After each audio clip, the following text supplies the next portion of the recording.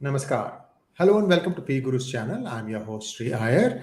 And today, for the first time on P Guru's channel, we have author, historian, and a television personality, a very engaging personality. I've had the pleasure of meeting him once, and I'm hoping that we will be meeting many more times. Dr. Vikram Sampath.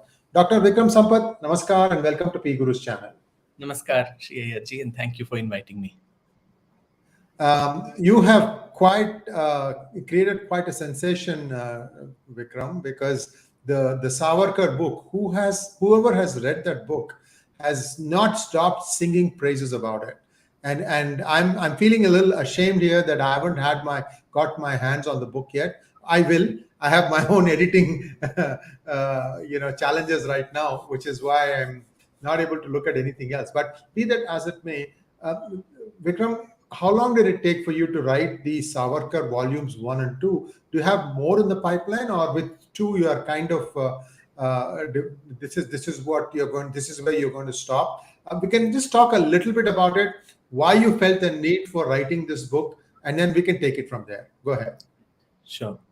So, in fact, my initial plan with my publishers, Penguin Random House India, was to have a 3-volume biography because there was so much, so much of material that I had come across in the 5 years that I've been researching on the life and times of Savarkar, right from 2015, 2016 that I began, this work.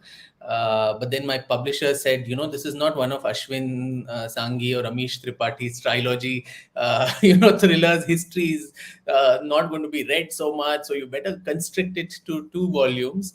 So very sadly, I had to restrict the entire material into these 2 volumes itself. So with this, I finish the life of Savarkar. But I was very pleasantly surprised by the kind of reaction that the readers gave to this book. I honestly didn't expect that it would be such a runaway success. Now, my whole interest in Savarkar as a child who was a history buff, who was interested in history outside the realm of the classroom teaching, unfortunately, Savarkar never made an appearance in my history books, the CBSE textbooks that I studied. I'm half a Maharashtrian. My mother's family was Maharashtrian. So in my maternal home, there was always some whisper around this man. Also about the 1948 post Gandhi assassination Brahmin genocide that was conducted in Chitpavan Maharashtra. Brahmins, right? Not only Chitpavans, but it started with Chitpavans. My mother's side belonged to the Deshastha community, and even they were extended family members who were affected by this, though they had nothing to do with politics. So it was just the fact that you belonged to a particular community that you had to be targeted. And it was like a trailer to what happened in 1984 with the anti-Sikh riots led by a particular political party. So this was all being spoken about, but I didn't really take it too seriously. I think my entire brush with Savarkar happened around in during the first NDA regime, when I think under Atalji you had a resurrection of the man, the manner in which his photograph came up in the Central Hall of Parliament. There was a plaque in his honor at Cellular jail, and immediately after the UPA came to power, that plaque was thrown away by Mani Shankar Iyer, and there were all these invectives hurled at Savarkar. And ever since then, and particularly after 2014, the manner in which this man who died way long ago in 1966, he intrudes today's contemporary politics, political discourse, election speeches, rallies, manifestos have items whether you want to give him the Bharat Ratna or not, and there are so many defamation suits flying left, right, and center around his name. But when we actually look back and see what is the intellectual corpus around him, what is the scholarly work that's been, have we had a scholarly assessment of him? Sadly, the answer is a big no. The last comprehensive biography in English, at least, was written of him when he was still alive in the 1960s by one of his acolytes, Dhananjay Keer. So it was more of a hagiographical account, though it did put together various strands of his life together in one place.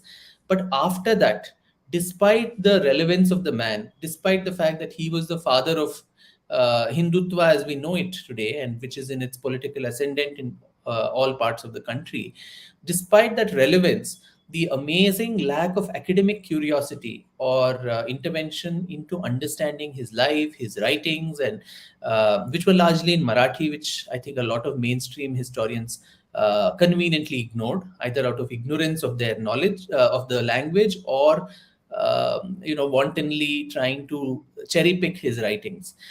So I think there was a need to read, and he wrote copiously. He was not just a ideologue or a politician, but a very, very prolific, writer, poet, playwright, journalist, an amateur historian. Wrote thousands and thousands of pages of literature, which are compiled in what is known as the Savarkar Samagra Vangmay, in Marathi and Hindi and so on, which has been compiled, which probably very few people, including his proponents, sadly, have not even bothered to read. And his opponents have obviously ignored them. So I thought that there was a need to put all of this together, and also alongside, in these last 5 years, I made extensive archival research trips to outside India, to in London, in Berlin, in Paris, and different parts of Europe, where there's a ton of material about Savarkar, and also about the early revolutionary movement in India, which has been so sidelined by Indian historiography. And of course, archives within India, the National Archives, the Nehru Memorial, in which I was a senior research fellow, and the Maharashtra State Archives, and Pune Tilak Kesari Archives, and all of this. So it was putting all this together in the form of a cogent narrative. Just one trip to the British Library, and I managed to gather almost 40,000 pages of documents, including the court cases that Savarkar had to fight in the 5 stormy years that he was in London. So it was literally sieving all this together and putting together the story of a man who raises a lot of heckles, but as I said, who's been vastly understudied and under evaluated today. Now, you said that most of his work was in Marathi, but we Yeah. also know that he spent a lot of his time in prison. Hmm. Now, for someone to write so much, did he have access to a library in the prison, or how did he come about gathering that? How did he work that many? How did he write so many pages? Yeah, in fact, in prison, at least. So here was a man who was a precocious reader, right from his childhood, inspired by his father, Damodar Pant Savarkar, who cultivated the habit of reading, not only about for him, but also among all the brothers. There were 3 brothers: the elder brother Baba Rao, a younger brother Narayan Rao, and even the mother would participate in the late night discussions around various books, scriptures of India, also works of Western philosophers, people like, also these, the utilitarian theory, and all of that from the West. The Italian revolutionaries, Mazzini and Garibaldi, who actually inspired him to the path of revolution. There would be a lot of discussion. And at the age of 8, he started composing poetry in Marathi, in very, very, pure OV meter and various meters of Marathi poetry. So all of this germinated early, and someone who went on to become to study law in London at the Gray's Inn, and then of course got caught and sent to the Cellular jail. So here was a man who spent 14 years in hardcore prison, 11 years in the Cellular jail, and 3 years after that in mainland Indian jails, and 13 years later in house arrest, literally in Ratnagiri, where he was confined. So 27 years of a young man, a very promising young man who had a great career in front of him, for him to suffer 27 years of complete torturous imprisonment and house arrest. So that was the life of Savarkar. In Cellular jail, of course, there was no library. In fact, it was the worst hellhole, the Indian Bastille, as it is called, where forget library, the basic human rights facilities of good food or toilets or, medical care, none of this was made available to him or all the other political prisoners, all revolutionaries who were lodged up in the Cellular jail. But in the time that he was there in the Cellular jail, he ushered in so many reforms that he ensured that there was a library that came up in the jail, and there was a lot of teaching that happened among the political prisoners.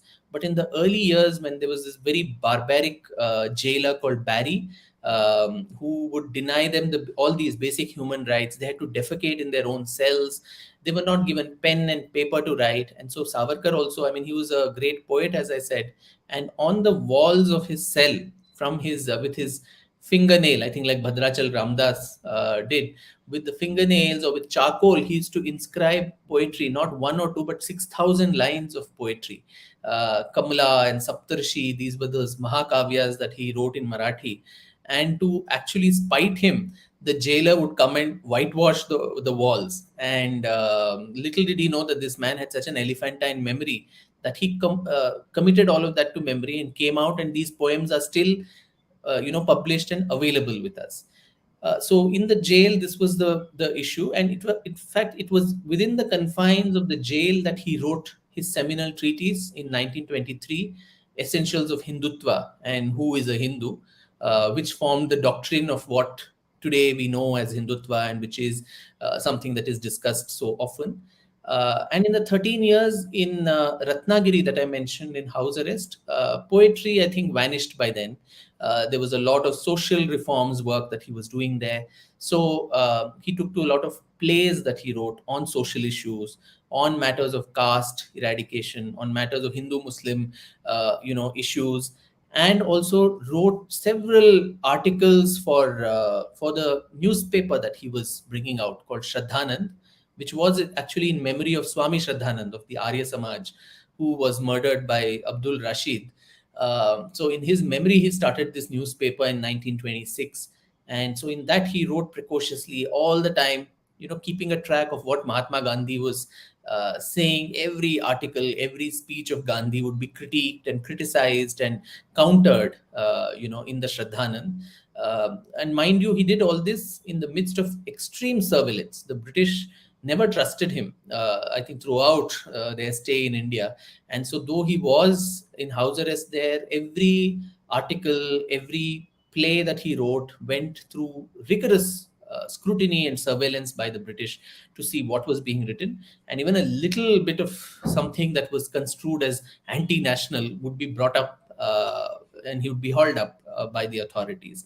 And so that's one reason also, I mean, his conditional release, which was just supposed to be 5 years of confinement in Ratnagiri and abstinence from active politics, this kept getting extended and extended to 13 long years in Ratnagiri. But in the midst of all this is what he did this entire work of literature. And interestingly, also for Marathi literature, he did this whole reform movement called Bhasha Shuddhi, considering a lot of Persian and Arabic words had slipped into Marathi. So to cleanse the language to its pristine glory, as in the days of Chhatrapati Shivaji Maharaj, and to also bring in modern technical vocabulary to be able to teach the sciences and all of this in Marathi, and so new words were coined. So today, in fact, in Marathi movies also, words like Chitrapat or Digdarshak, Yes, all yeah. these words were coined by him, and people use it blindly without knowing who was the one who actually coined this. So I think his contribution to literature and its resurrection, particularly for Marathi, was immense. Vikram, you need to do the same thing in Tamil. I don't know if you can read and write Tamil, but I can. I can. it has become so much messed up. I mean, Mm. the proud Tamil people today cannot pronounce the letter Ra. If you can't do that, then how can you call yourself a proud Tamil? I mean, Yeah. there are many definitions of this. I'm going to finish and get back to our main thing. There are so many definitions for the name Tamil.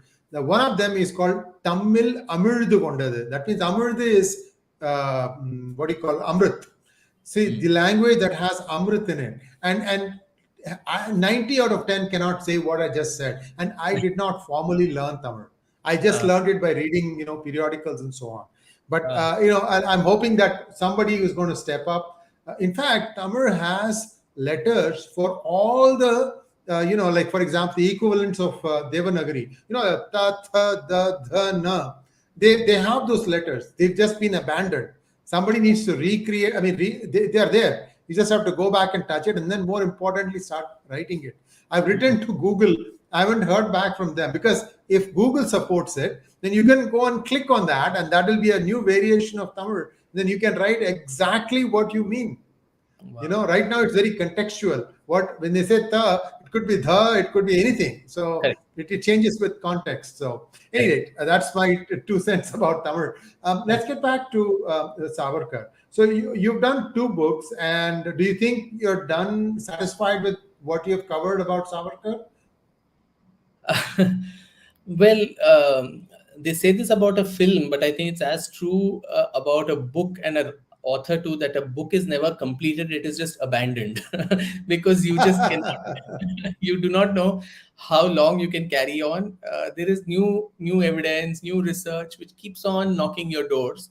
But I think, to the best of my ability and with my conscience being clear, I've tried to, as I said, whatever documents were available about him, whatever is extant today, not only in archives in India, but all over the world, I have tried to access those and brought it in one place, including, the Mahatma Gandhi murder trial papers, about 11,000 pages of these, which, as a non-lawyer, to actually get into these legal court case papers is quite a challenge. So plodding through all of that is also something that I did for the second volume, where I covered in detail the Gandhi murder trial, and everything that happened afterwards, the Kapoor commission that was set up to further probe the assassination and all of that.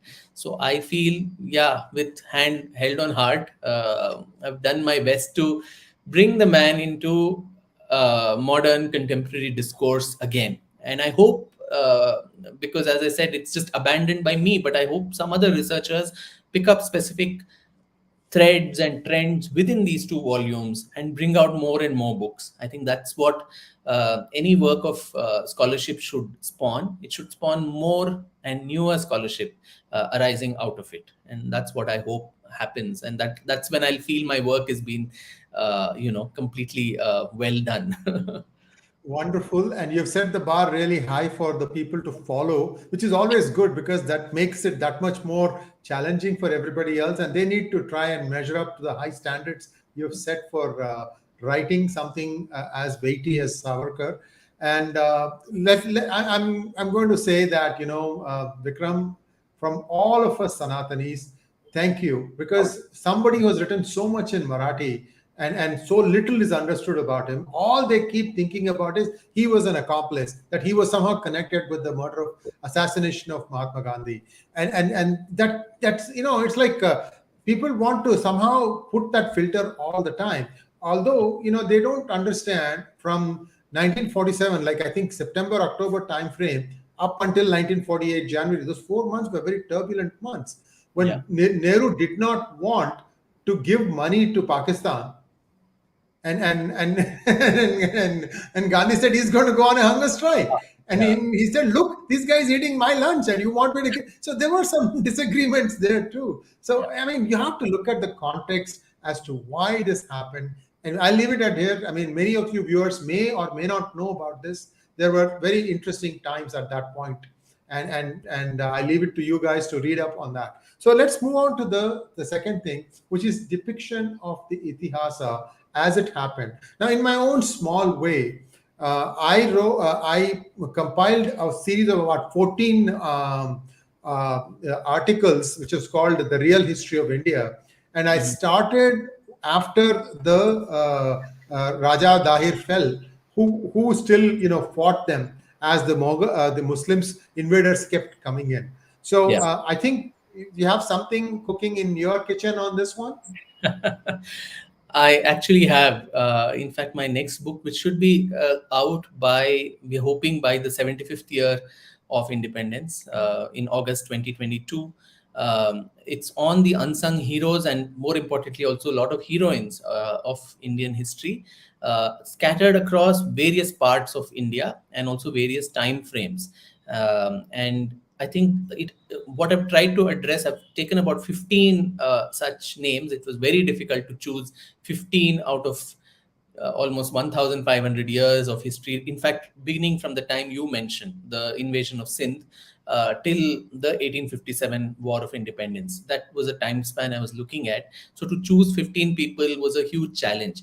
But some criteria that I tried to make for myself in making this choice. One is, and thereby address what I think are some fundamental problems in Indian historiography. One, I've always mentioned that the way Indian history is told to us is highly Delhi centric. The history of India does not start and end with Delhi. It's, of course, a very important part of this country's imagination, but then that's not it. In the way large swathes of India are left uncovered and untouched, be it southern India, its various dynasties, the northeast, which doesn't even feature, most of us don't even know about the Ahoms, the Twipras, the various rulers of Manipur and Nagaland and all of this. So that was one issue to be addressed. The second one was, we are always, I mean, our history books, right from the textbooks we read, it's almost made to appear we are only taught about the losses we faced. So, for anybody who reads the history of India, it's like a long laundry list of one battle after the other. We kept losing one after the other. And the very fact, I mean, we have Muhammad Iqbal's that poem that Kuch to hai ki hasti mitti nahi hamari and all that. So, what is there that Kuch, that our hasti was never erased, our existence was never erased, and along with, of course, our civilizational and spiritual strength, I think there was a lot of physical resistance also that Indians put forth to various invaders, whether it was the Islamic invaders or the European invaders. And these stories of these heroes who put those resistance is never told to us. So in this book, these were some of the main issues, and also the stories of a lot of women don't get covered in Indian historiography. It becomes his story all the time when it comes to history. So what about her story?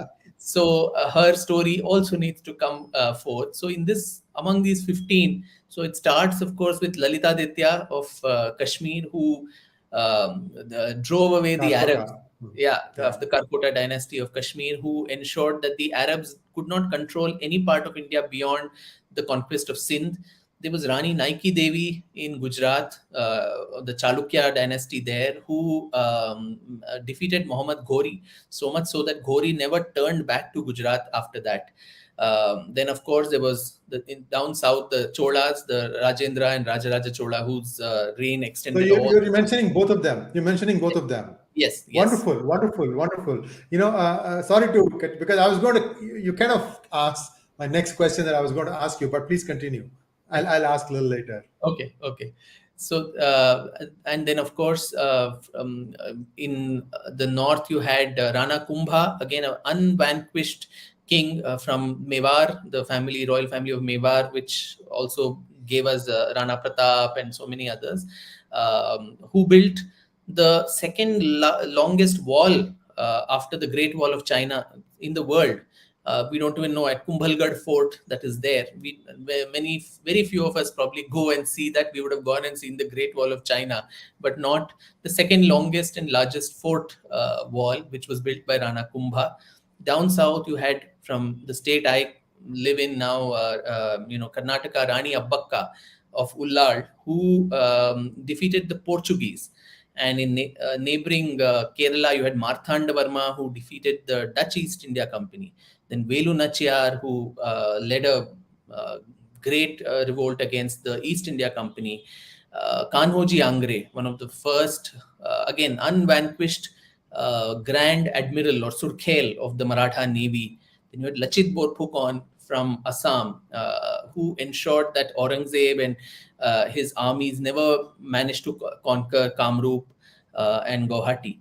So numerous such names scattered across, the length and breadth of India, addressing those two issues. These names, I mean, someone like Marthanda Varma, who ensured that the Dutch East India Company collapsed as as a global power after that, and his statues should be there everywhere, and we should be taught those stories. But as I said, this whole self-defeatist, self-flagellatory kind of an approach to Indian historiography, where we are only right from the Battle of Tarain to Battle of one after the other, we are taught only the battles right from then to the Battle of Plassey and the Anglo-Mysore Wars, Anglo-Maratha Wars, the Goan Inquisition. It's completely a list of, as I said, a laundry list of defeats. So, but that's not true. If we were so defeated all the time and there was no sense of bravery or resistance, we would not be around today as a civilization.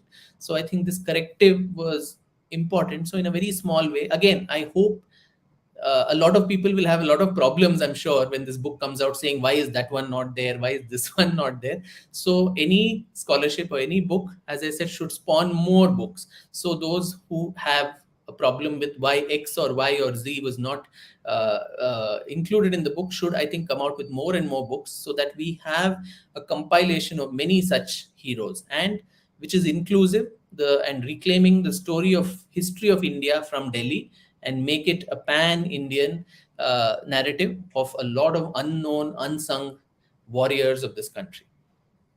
I have a couple of questions. First one is, in all your research, did you ever come across any attempt by the Rajputs that were in Peshawar or in the border of Afghanistan, even in Afghanistan, that, listen, this Khyber Pass is not very long. At its narrowest, it's only 16 kilometers. Let's just build a really good wall there, because I'm sure by that time they knew about the Great Wall of China. Did you find if anybody tried to do something like that? Unfortunately, I haven't yet come across that. Was there something like that? Well, this is what I've heard from a friend of mine. He's also Marathi speaking. And he said that there is some correspondence between the Maratha governor of Peshawar and the king of Iran. And the two are trying to talk about how to limit Abdali from coming into India. And they talk about, why don't we do this and we can cut him off. And then he's a pest. Both sides didn't like him. But unfortunately, what had happened was the Maratha system, they were very confused in the terms of allocation of resources. Something fell through, and the governor of Peshawar couldn't quite, finish that task or even start that task. I think it was still at an ideating stage, and then it just kind of fell. And after that, of course, the Marathas lost in Panipat, and I think then it became a little bit. Weakened, and until I think a little bit later they came back a little stronger, but the British again defeated them. In fact, I think the biggest victory for the British was the Marathas, in my opinion. I could be wrong. So that's what I know. Hopefully, now that I've dangled it for you, it's somebody has written it in Marathi. You can read and write Marathi. I can't. So I'm hoping that you can find this answer. If you do, that'll be a big help, because we are very smart. We were incredibly bright people. If you go back I'm talking about go back to Harappan period, right? The hieroglyphics, the signs used, which looks like hallmark certification of what the ingot was, whether it was tin, what other dhatus were there, all this, right? It's there in that, and there is some sort of a code that only some people in the world knew, but the recipient knew what the sender was sending.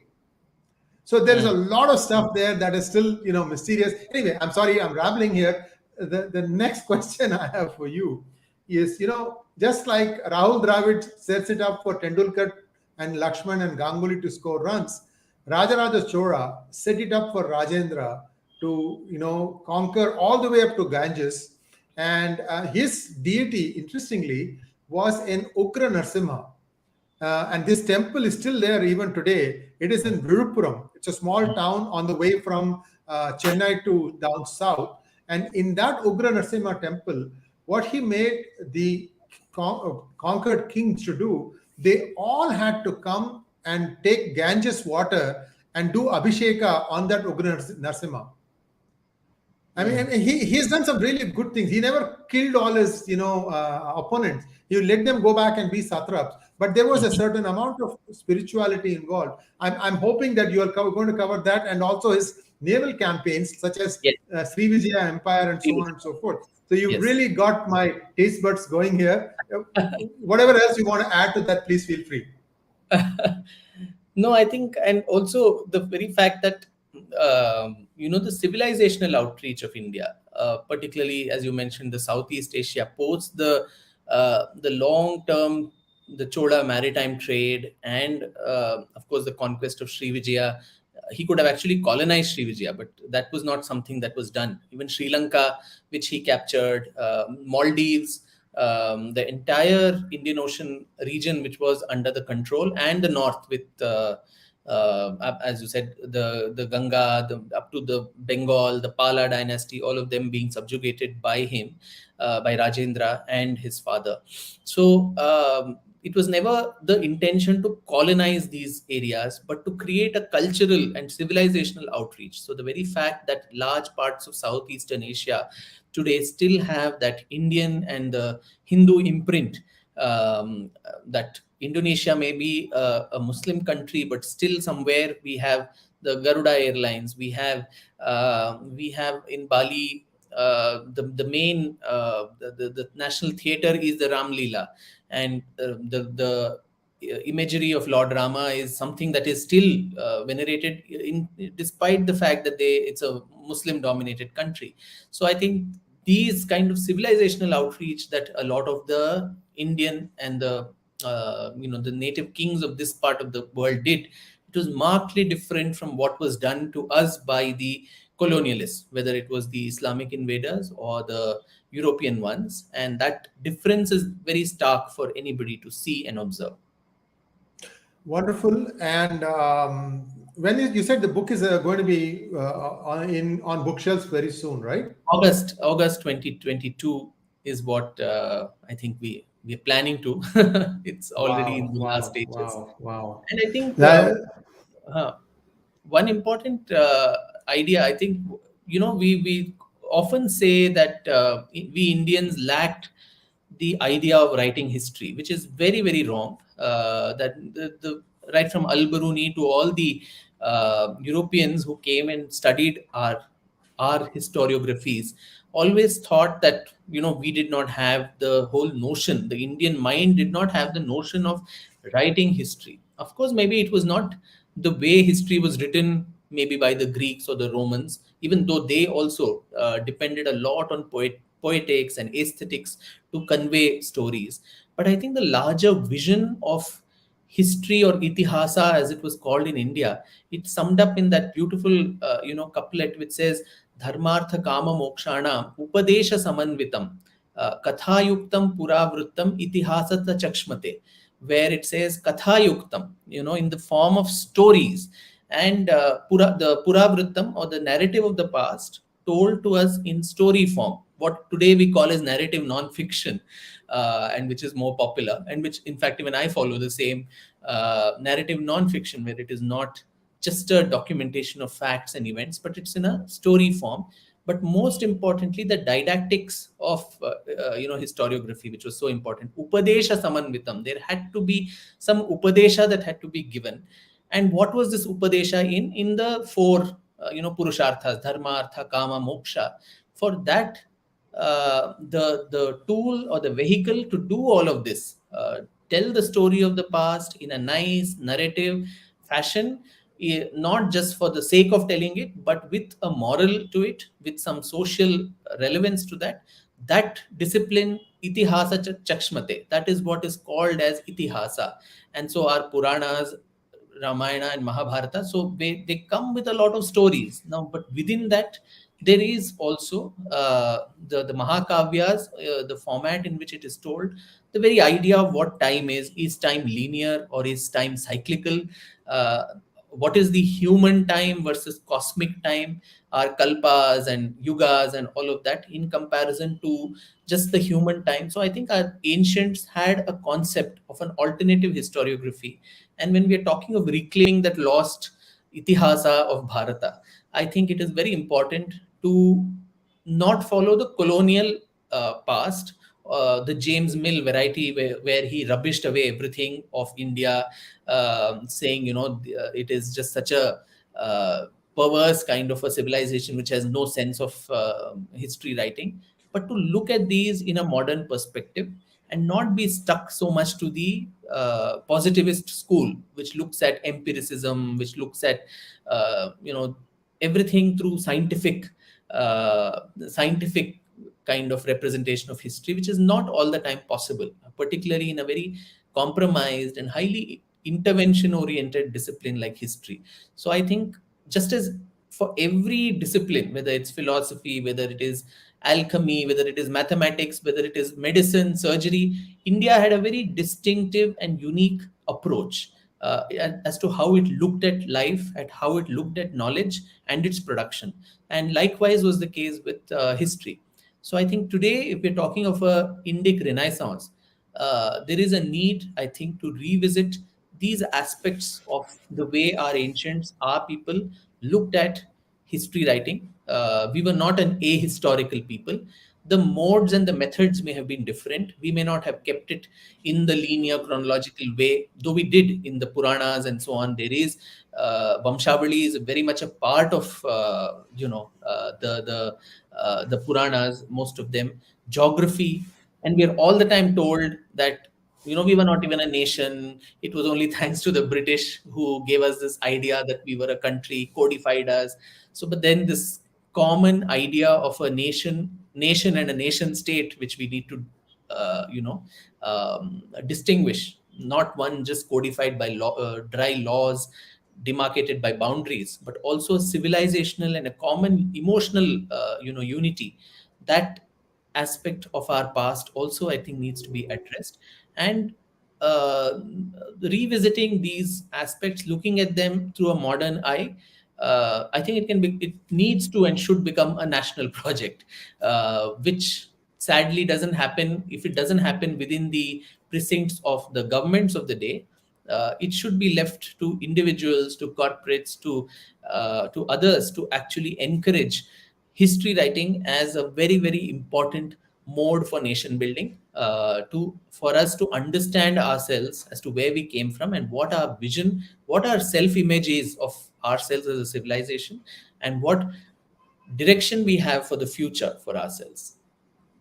Absolutely, couldn't agree with you more. I'm hoping that a Kuber with an keen interest for history, will finance a project to go and look at what is unearth all the stuff that is still laying buried in Dholavira area, because that predates Mohenjo-daro Harappa by 1,000 years or even more, and who knows what kind of a surprise that it has. And True. plus, we have to, there may be even a Rosetta Stone for decoding what was available in Mohenjo-daro. Who knows? So these are Yes. all fascinating things, and you have to really get into it. And I have been blessed in the sense I speak with so many specialists, such as you, subject matter experts, and I seem to remember a few bits and pieces here and there, and that it keeps me motivated and interested in finding out more and more. Vikram, if there's anything else you would like to add, please feel free to do so, and then we can take up some questions.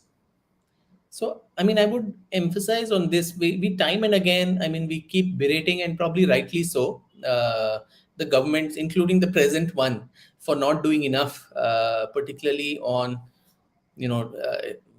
history writing and textbooks. It is a abomination that we still continue with textbooks which don't even have any sense of India in the way that we would want it to be. It's been written again by very faithful adherents of the colonial historiography, and sadly in 7 8 years nothing's been done to change that. But I think that's become a very popular ruse on social media. Everybody is talking only about this and keep berating the government. It's good to keep up that pressure so that governments act only when there are lobbies that work towards ensuring that change happens. So if there is a lobby that is actively talking for the need for rewriting and reinterpreting or reclaiming, as you have rightly pointed out, the history of our land, I think the onus should fall outside, and that Kubera needs to come. So corporates also and people outside the governmental system. Of course, government is the most scalable, and also it's probably the only or the first stop for a child who's reading history, because many young Indians don't even take up history after their school class 10, class 12. So in those formative years, what they study is all that they know about their country and its past. So to that extent, corrective measures in the textbook realm is very important.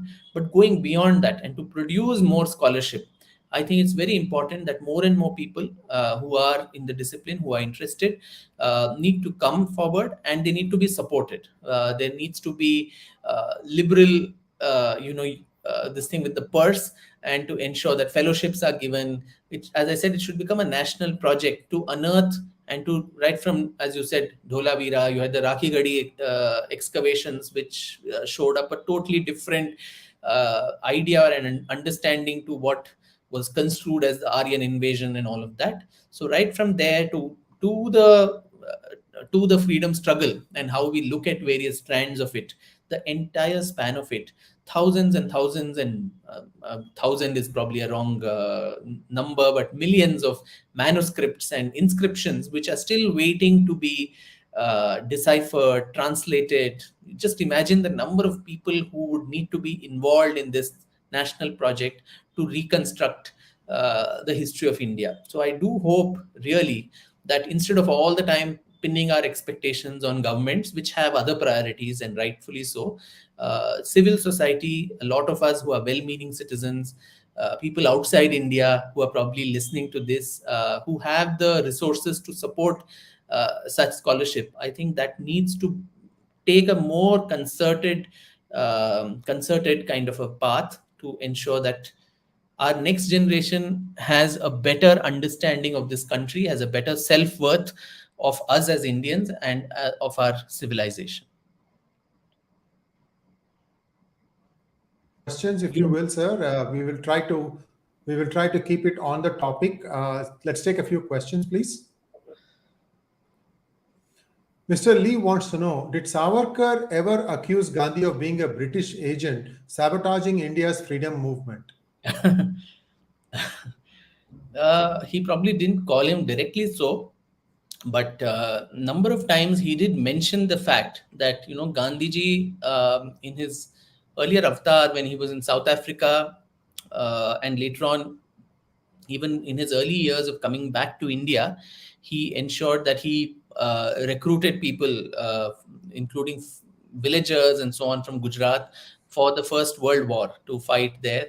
He supported the British in the Boer War, the Boer War, conflict yeah. against, yeah, the Zulu conflict, and for all of which he also got this medal called Kaisar Hind, or the most loyal adherent of the empire of Hind, and so on. So there was that element of him being pro-imperialist, and this Savarkar used to keep on talking about, and he would also puncture holes in his whole approach. That, what sort of a freedom movement is this, where by the day you are having these mass movements, satyagrahas, and by evening you're also going and sipping tea with the viceroy.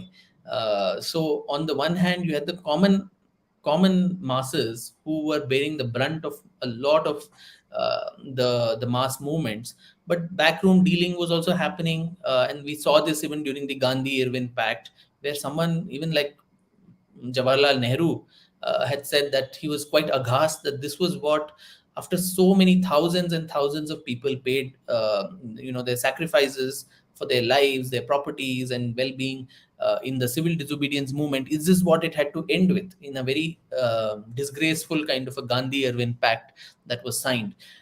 So there were these dissensions within the Congress too. And of course, Savarkar, being an ideological opponent, a political opponent, used to keep talking about it.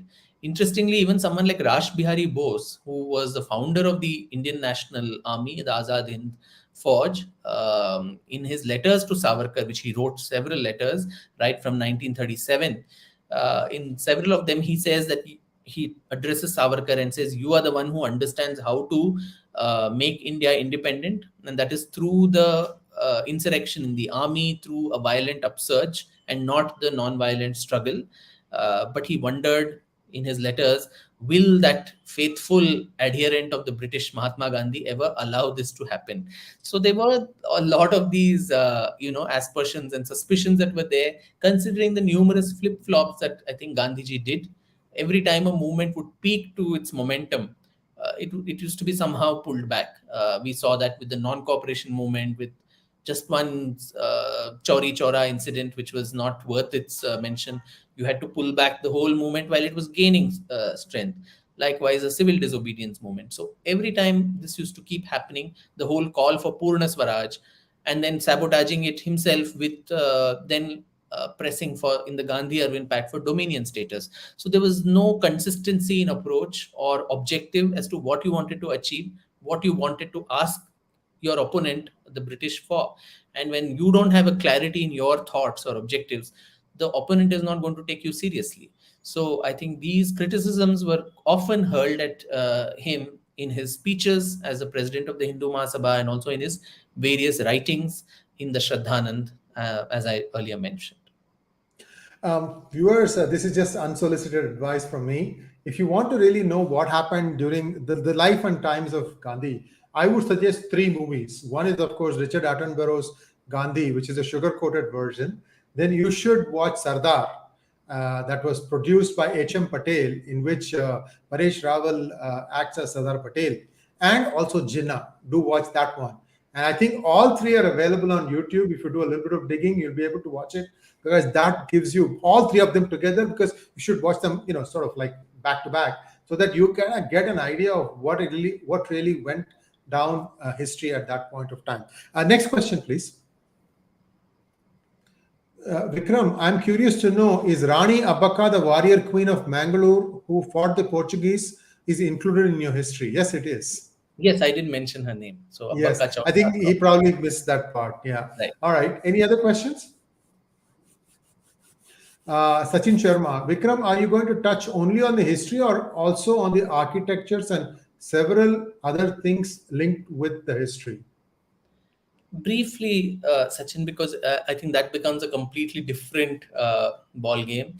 It would make the work also extremely voluminous and bulky, pricey, everything. So I do touch upon the architectural marvels that each of these people created. Like I said, Kumbhalgarh, we're talking about that when Rana Kumbha comes into a discussion.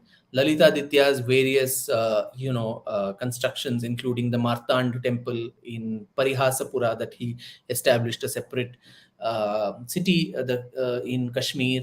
So all these are intertwined. Also their support. And of course, when you're talking of the Cholas, how can anyone forget everything right from the Brihadishwara temple in Tanjavur to all the other things. So these are touched in brief. Their support to art, to performing arts, to music, to dance, to these kind of things in the midst of being such valorous people. So all these are also touched. So these are brief pen pictures, I think about 15-20 pages per person, is to make the book a little less bulky, because 15 people, if you have very, very detailed deep dive into all of these people, then I think the book would become very unwieldy, and then people would also say it's priced too high for us to afford it.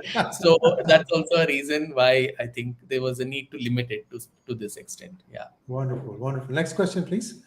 Darwinian Chimp, namaskar to both. Mr. Sampath, what do you make of historical fiction writers like Graham Hancock's theory of an existence of an advanced civilization pre-Younger Dryas impact? Unfortunately, I have no idea. I'm not conversant with Graham Hancock's work to be Yeah. answer Eric this. von Daniken, I have heard of, who's supposed Yeah. to say that there was another race that came and told us a lot of things. And Yeah. they tried to pick up some monuments and say, how could this have been possible, and so on and so forth. Right. So, next question, Anandan Ramanathan. Dr. Vikram ji, I'm really thankful to you, sir. I always speak about the glory of our country to my daughter. How can we take this to a larger pool of kids, as a tendency is towards other subjects? True. That is true. And I think sciences and mathematics, and because history doesn't offer much in our country, it doesn't offer too lucrative a career, I think, for people, for even parents or children or teachers to take it seriously beyond the compulsoriness that you have to get done with this paper, when you complete your board exams. But I think there is a growing interest among young people to relook at their past, and the kind of discussions even on social media and elsewhere is a proof of that. So I think the toughest part is creating the research, the content that is created. So takes me 5 years to write these two books on Savarkar, but now that the content is available, I think it is up to several people who are there to ensure that this is disseminated in numerous ways, which goes beyond the book. YouTube videos, there are comic strips. We are trying to see if we can get it adapted either to an OTT series or a movie. Popular media is obviously the most far-reaching kind of a medium to reach out to people.